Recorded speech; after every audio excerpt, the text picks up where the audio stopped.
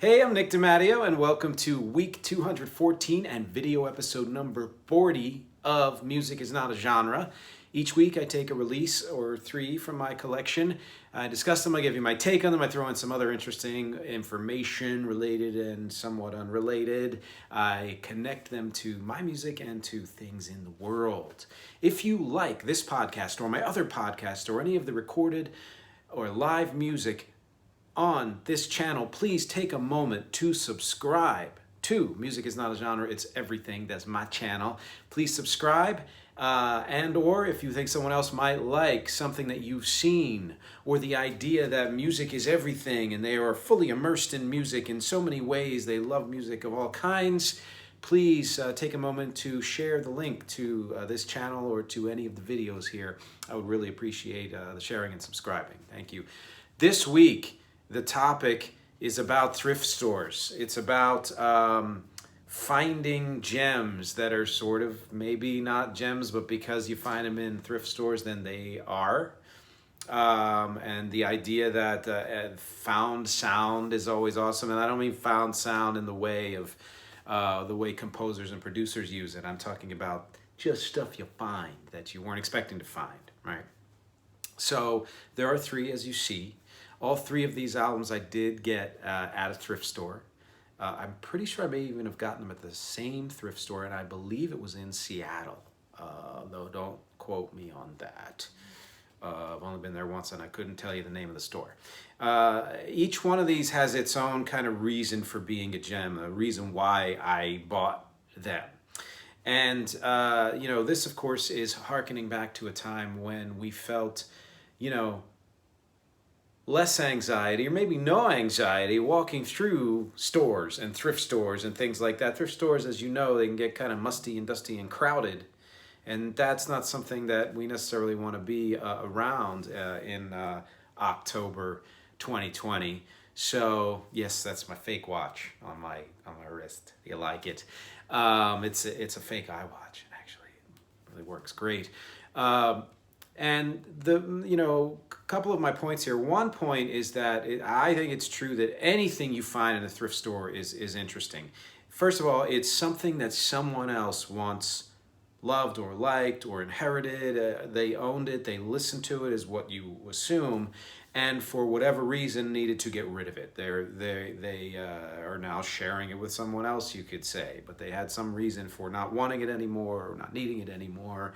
They may have gone up a format to CDs or digital, streaming, things like that. Who knows? Or it takes a lot of effort to carry around vinyl, and I've got vinyl that goes like this wide, and every time we move, it comes with us. And those are the ones that I decided I wanted to keep, like forever, not even counting the ones that I got rid of. And the other thing about thrift stores, which is true for anything you buy in a thrift store, whether it's clothing or furniture or this, is that it's random. It's all random. There's the person who runs a thrift store may put it all together in an organized way, but the fact that it is there, is the random part of it, and that I think is cool for especially today, because so much of what we do online is not random. It's curated for us. There are times where we may even think that, I randomly stumbled across something. But don't forget about cookies. Don't forget about algorithms. They are pumping things towards us that it's the program says we like, that we want to see.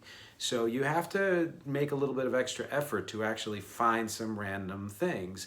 And honestly, in many ways, it takes longer to do that online than it may walking into a thrift store. And just the visceral, feeling of being in a thrift store and finding something that you weren't even really looking for is kind of cool, And that definitely describes this week's three albums. Each of these three albums, I think, to me, is a sort of a found gem in a different way.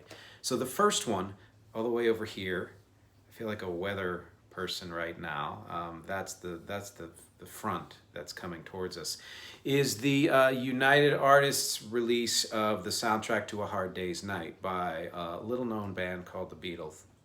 And the main reason I got this is because up until then, I never owned an actual Beatles album. I have a 45 of I Feel Fine, and I think She's a Woman is on the back of it.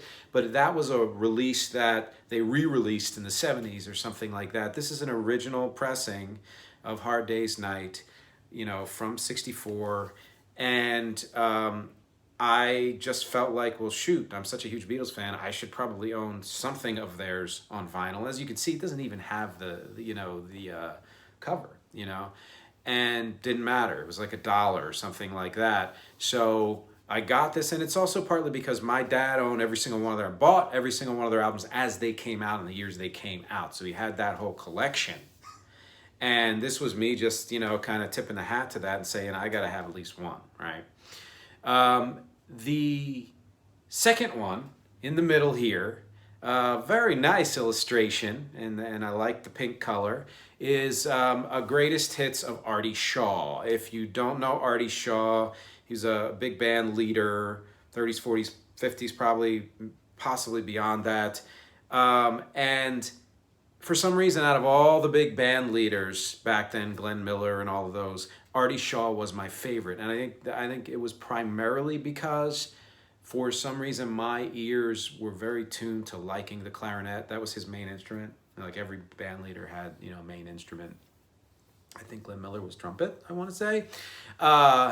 And there were ways in which he influenced me, you know, just based on the fact that he played clarinet as a lead. I thought it was odd. It wasn't that odd back then, but to me it was odd as a kid. And Begin to Begin and all that, and In the Evening by the Moonlight, or, you know, things like that. This collection does have that, you know, one of many Artie Shaw collections, greatest hits. And it just was kind of a nice surprise to find something in a thrift store randomly that I had already been interested in. And again, I think I have, actually, I don't know if I have Artie Shaw in any other format. So it was great to be able to pick this up, and it's in really good condition, actually. I wrote below, if you read the text, it was like the universe saying, we know. But, you know, that's part of the randomness. You just happen upon something that you're like, oh, wow, you know what? I actually really like this. I think that these days Artie Shaw is somebody who's kind of obscure. And so I've kind of divided this into, you can find gems that are well known that you just really want, gems that are kind of obscure that maybe you know or you sort of know of, and you're like, wow, I couldn't believe I found something like that. And then the third, which is this beautiful one right next to my shoulder here, which actually does have a picture of weather. So, you know, now it's official. I'm Storm Field or whatever. And this one is something that I had never seen before by an artist I had never heard of before, and had cover art that reminds me of kind of a mix of like, if Bob Ross were to design a cover for Yacht Rock, that's, I think, how it would look. And the tinting of this, which amazingly matches the, you know, Artie Shaw, they kind of go together. It's like part of a decor, is also pretty awesome. And then, come on, the title, Canadian Sunset, and then you have this, and it's just, there's again a randomness to all this. I had no idea what this album was, but the minute I saw it, I'm like, I have to have it.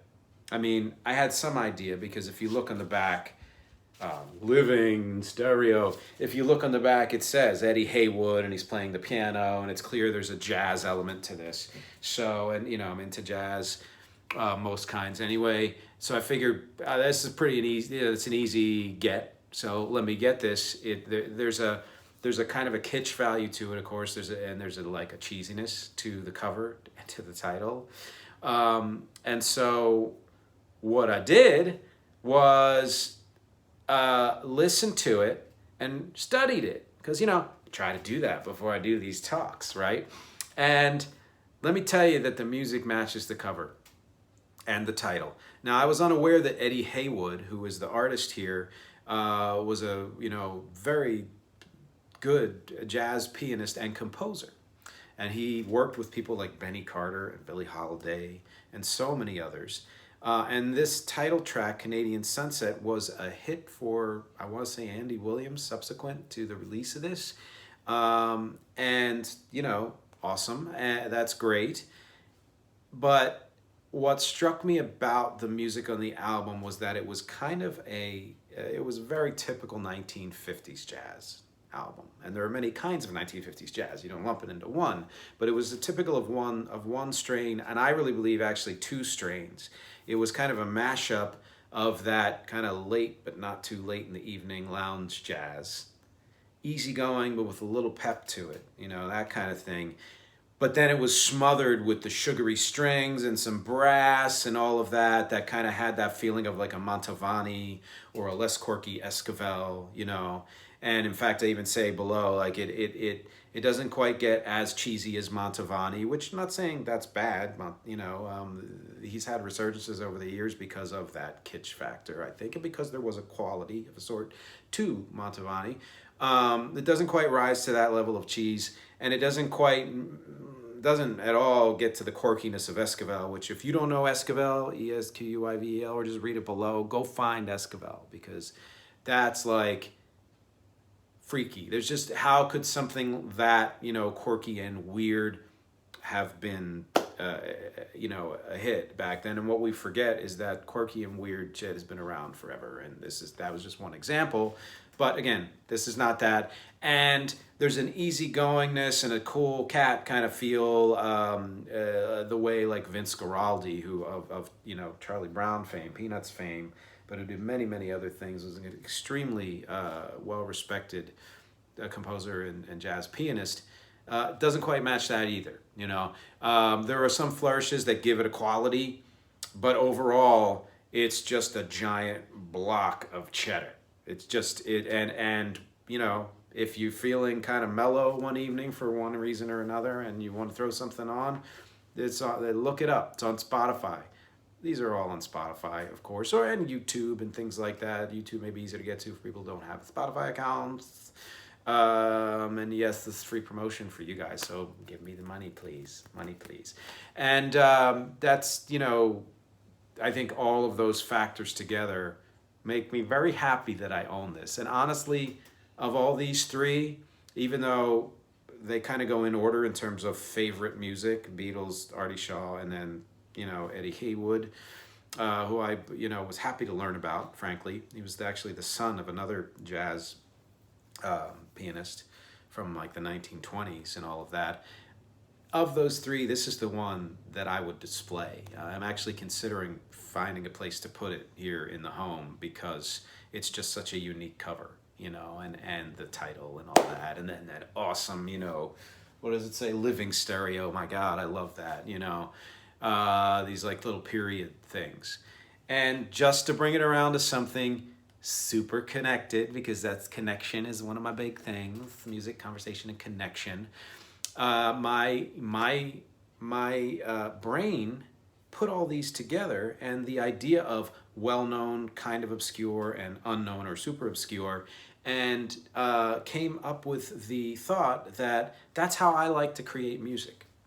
When I am writing and in particular producing music, I tend to combine well-known elements like, certain chord progressions or rhythms and things like that with more obscure things, with maybe the way I word, certain wordings that might, be a little more conversational than some other lyricists and things like that. Certain sounds and arrangements, keyboard sounds, things like that, that are not unknown, but a little more obscure, a little more, unique to the way I do things. And then throw in something completely unknown, like I always have a track of trash vocals, I call them, and just to have fun, just to completely let loose. It have nothing to do with the melody or the harmony or anything or any of the words sometimes. And I'll end up maybe using some of those elements in along with the song itself. And those three ideas together pretty much sum up the way I create music. They don't give you a lot of idea of the sound, because there can be many different sounds of music that's created that way. But that's, I think a good way to think of it. And that, I think, is a good way to approach music in general, whether you are a composer, producer, or listener, is to try to create that mix of well-known things that people can hook onto, something a little that's very personal to you and the way you do things, and then something that's just off the wall, that's just completely woo, and it's not just obscure but unknown even to you until you do it, you know. Any of my songs could be a good example of that, especially lately, but I think the one that I am going to name check is a song called Make Me Mic My Mouth, which I've used before, but I keep coming back to. It's one of the singles off of my band Rex EP Syzygy for the Weird, which is also on Spotify and YouTube and all those places, and iTunes and Amazon and Pandora and Napster, believe it or not, which is still around. It has some pretty clear melodic hooks, and the rhythm is pretty straightforward, but it has some obscure, more obscure like keyboard passages and certain ways that I, use my voice and the lyrics, some of the lyrics. And then I just went completely off the wall with some trash vocal tracks and things like that and layered that in and came up with that, right? So anyway, that sums up this week. It actually goes back to the actual definition of found sound, because some of what I used in that track was found sound, including another track, which I'm going to name check, The Power of Repetition Everlasting, which I'll be releasing on my next EP, which will come out, I believe, this month, October 2020. Used found sound, recorded something I heard in a subway and threw it in there. Anyway, enough about that. I want to know what you think. Do you have any connection with any of these artists? Can you tell me more about Eddie Haywood? I would love to hear if you know Eddie Haywood. Do you have an affinity for Artie Shaw? Thoughts on the Beatles? Yeah, absolutely, as always.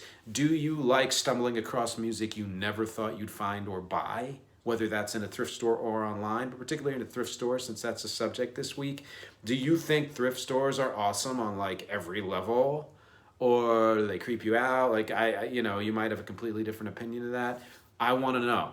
I always want to know what you think. Whether you love, hate, agree, or disagree with anything I'm saying, please come back at me. I want to start that and continue that conversation, because as always, my objectives are music, conversation, and connection. Thank you for listening and watching and reading and clicking and sharing and subscribing, and I will see you next week.